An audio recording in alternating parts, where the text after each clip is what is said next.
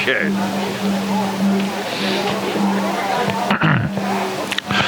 Good morning, everyone.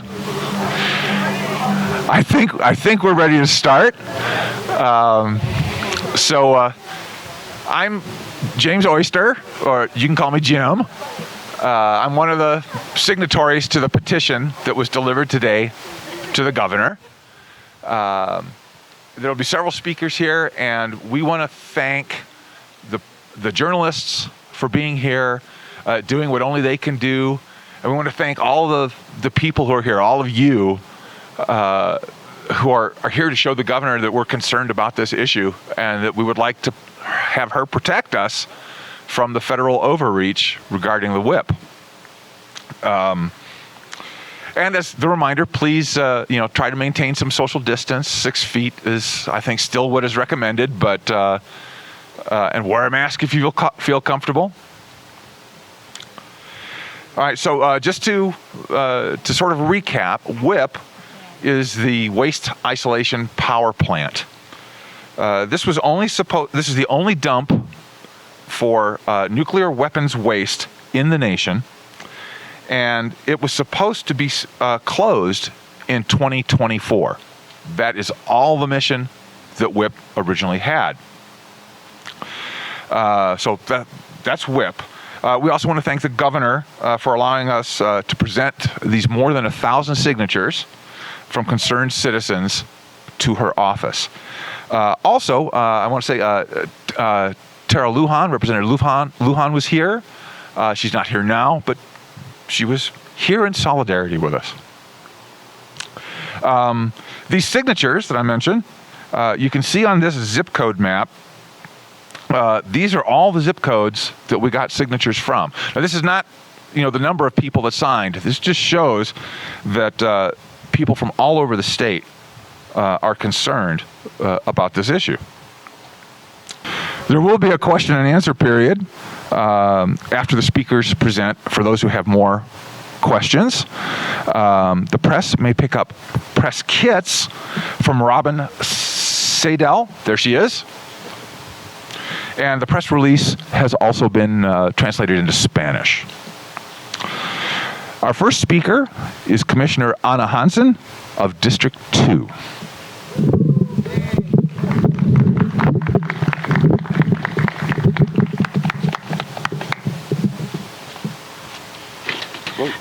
Good morning, everyone.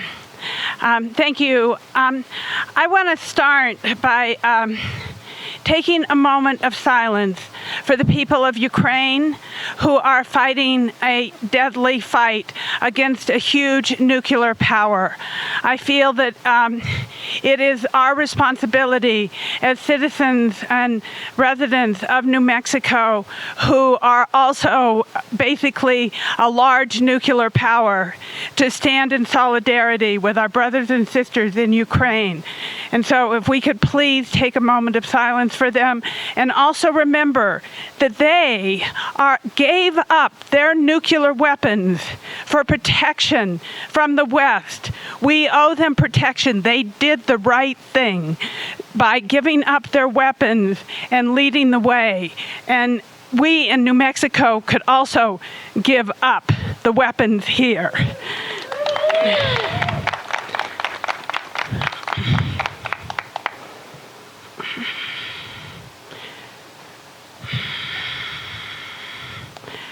So I think that many of you know I have been a longtime advocate of anti-nuclear activity in this state and making sure that we are protected. Concerned Citizens for Nuclear Safety. I was the board chair in 2000.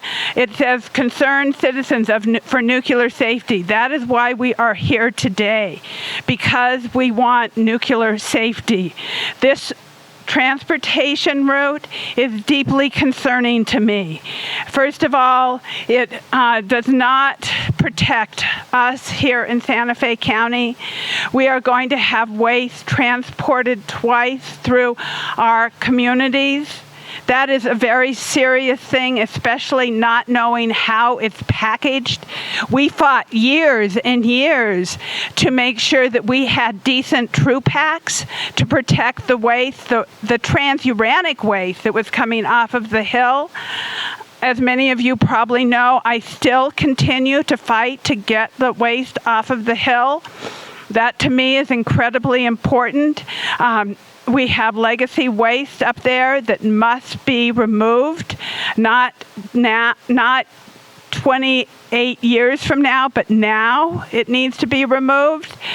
And so this transportation of this waste along our highways and the potential risk of health and safety to our motorists and residents along these routes is substantial. The transportation of nuclear weapon waste will also impact 10 other states, I-40 east from New Mexico to South Carolina and back along I-20 west from South Carolina to New Mexico. The waste that needs to go to WIPP needs to be from legacy waste at Los Alamos, period. And we do not need to be set on the back burner ahead of Idaho and Washington and other states with having their waste sent to WIPP. I represent District 2 in Santa Fe County. Two of my other commissioners in District 4 and 5 also held town halls informing people of this issue. We had probably over 200 people turn out for both of those town halls. I held mine at the Nancy Rodriguez Center. And you know, it's so important to spread the word and inform people of this. When Cindy and I had the ability to speak in front of the radioactive and nuclear waste transportation, nuclear waste committee for the Roundhouse, they agreed to write a letter. You know, these are important things that keep the momentum going. This is another process in keeping the momentum going and making sure that we are bringing this topic to the forefront. I have also brought it up at the New Mexico Transportation Committee for the state of New Mexico, which oversees DOT. So these are other places where we can get our message out, and we must work to get the message out. So thank you. I'm going to be brief because there are many other speakers, but I thank you all for being here. Please keep Ukraine in your prayers and send them love and support. Thank you very much.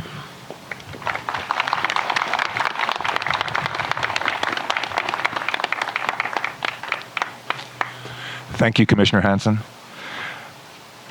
Our next speaker is Ed Hughes, a rancher from Quay County.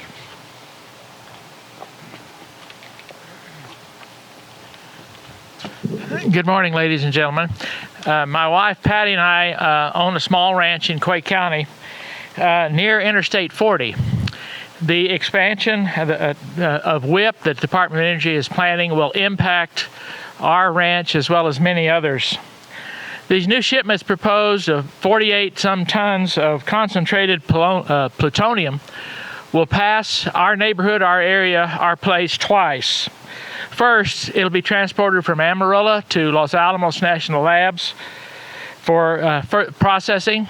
Second, it will come back the same route from Los Alamos on 40 all the way to South Carolina.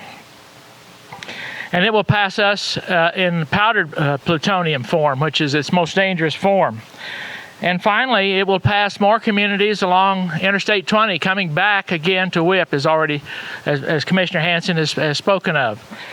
We think of the many thousands and thousands of acres along these routes, ranch land, farmland, communities, people. And we, my wife and I, as well as you all, we're deeply concerned about what will happen, or what Sandia National Labs has even written reports saying that powdered plutonium is almost impossible to remove. So what that means is any accidental release of this powdered plutonium will mean that all land and buildings contaminated anywhere this happens, it'll be contaminated forever. It will have to be abandoned forever, as well as the people that live there, no more. It'll be an exclusion zone for thousands of years. This land is really the lifeblood of our family, of our community, our businesses, our future, and our hopes and dreams for our children and our grandchildren. That's what we're risking. We have been told by a representative of the Department of Energy in a public meeting in Clovis in 2017 that New Mexico has a target on its back for high-level nuclear waste. And we believe that this is just another example of us being that target. So we are asking the governor to deny any future permitting that would allow the federal government to carry through this poorly planned and high-risk plan for our state. Thank you.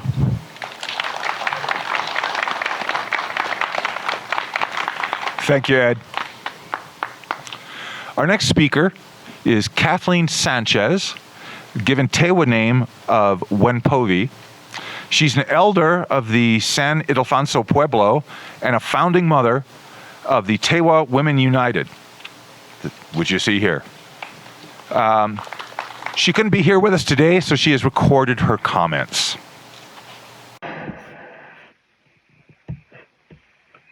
Sengitamu,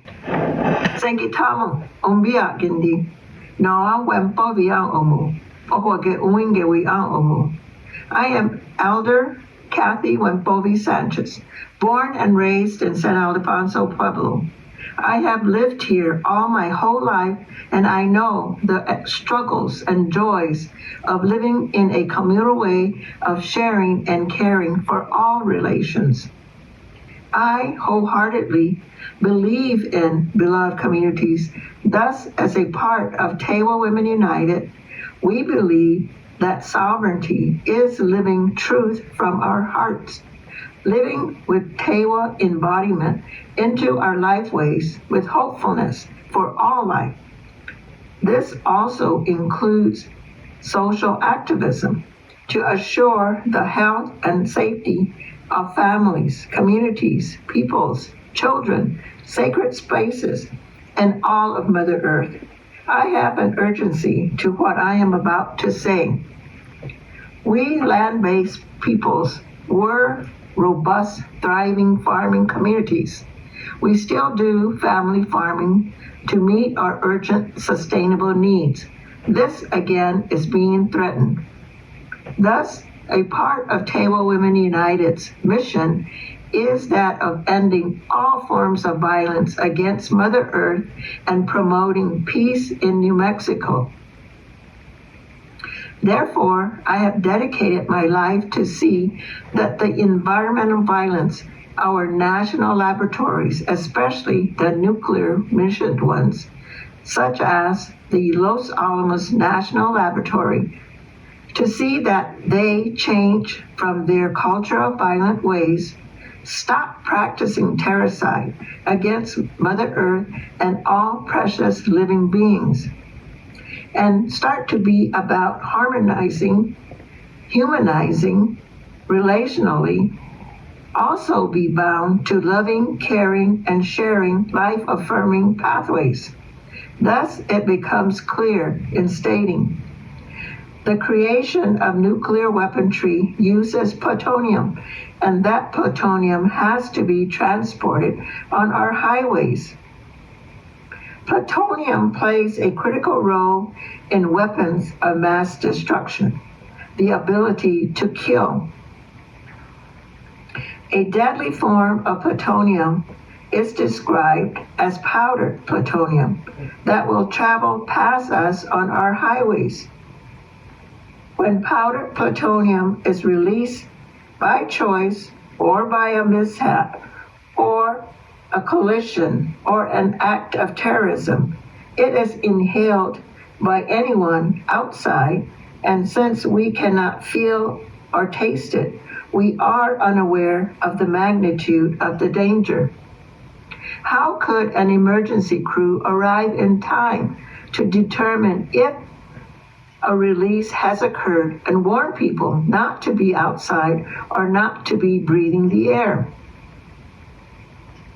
Because of our connectivity to growing our foods, our ability to be happy, healthy, and holistically connected to our lands and each other's, our impact will be a major grief and loss situation. Sorrowfully, our children attend schools along this transportation route of powdered plutonium. It will pass them and us.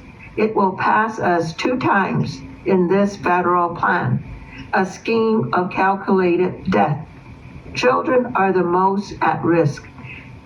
If a release of powdered plutonium occurs, because even an invisible speck of plutonium in this form causes cancer 100% of the time. It may take months to years, but children and us who are exposed will develop cancer. We risk the genocide of our whole next generation and terroricide of our lands. We call on the governor to protect us from harm by banishing this highly risky, disgusting transportation plan. Thank you for listening from your heart-centered consciousness. Gutta. Thank you. Biwoayini. Be with life-affirming blessings. I like the drums back there. Our final speaker today is Cynthia Wheeler. She's the co-chair of 285 All, which is a community organization that addresses issues that affect all the 23 communities that are along Highway 285 south of Santa Fe. So, thanks for coming. Today, I'm not only speaking for the communities along Highway 285,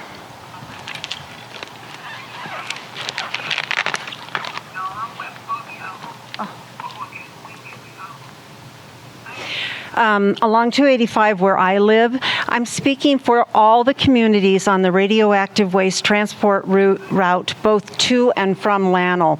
So that includes 502, the 4 pueblos that are on that route, the bypass around 599, the southern edge of Santa Fe, and all of the farmers and ranchers all the way along Interstate 40 to the Texas border.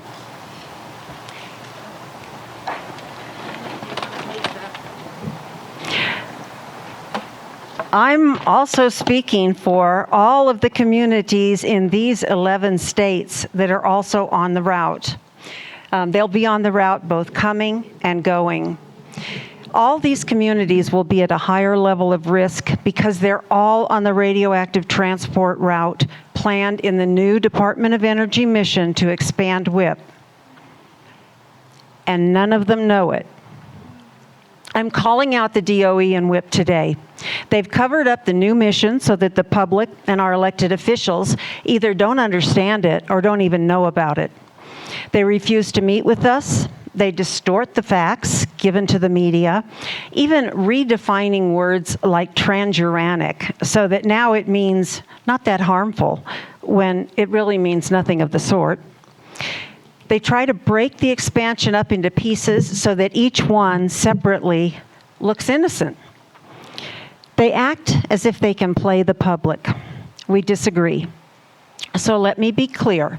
DOE is changing WIPP in every fundamental way, and it will have a huge effect on us. 1, the waste will be an unauthorized and much more dangerous form of plutonium. 2, when added to the huge new waste stream from new pit production, WIPP will need to hold 50% more waste than is allowed. 3, instead of stopping shipments of waste to WIPP in 2024, it will continue taking more for most of the rest of the century. 4, the shipments past our communities will increase many times over, and much of that waste won't be traveling in TruPack containers. This information comes from the Federal Register and the National Academies of Sciences. New Mexico agreed to host WIPP after carefully crafting agreements that limit what the federal government can do with it. It was afraid that this very thing would happen, and the DOE didn't disappoint. WIPP's mission can only be changed if the DOE breaks every legal agreement it made with New Mexico in order to get it to host the WIPP site in the first place. These agreements are still in place. To break them without changing the law or the permits, they are not allowed to break them without changing the law or the permits, and New Mexico simply needs to insist that they be honored, something that the New Mexico Environment Department has refused to do.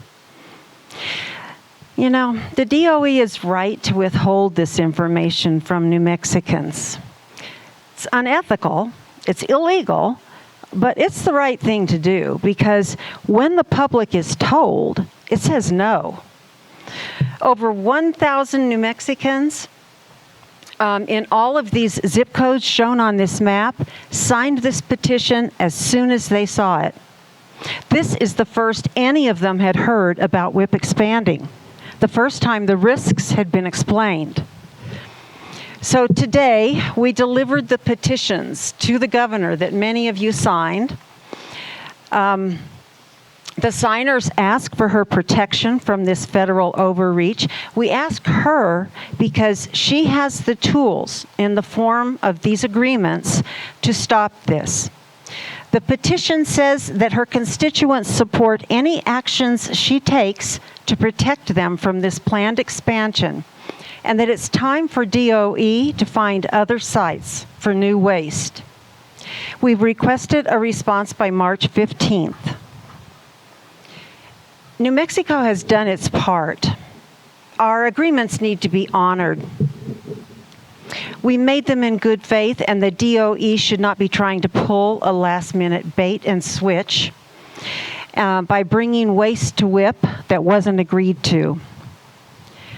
More importantly, the DOE doesn't get to put us at risk quietly, in secret, and in an information blackout. If it wants to try to put us at risk, it needs to do so openly and in the full light of day.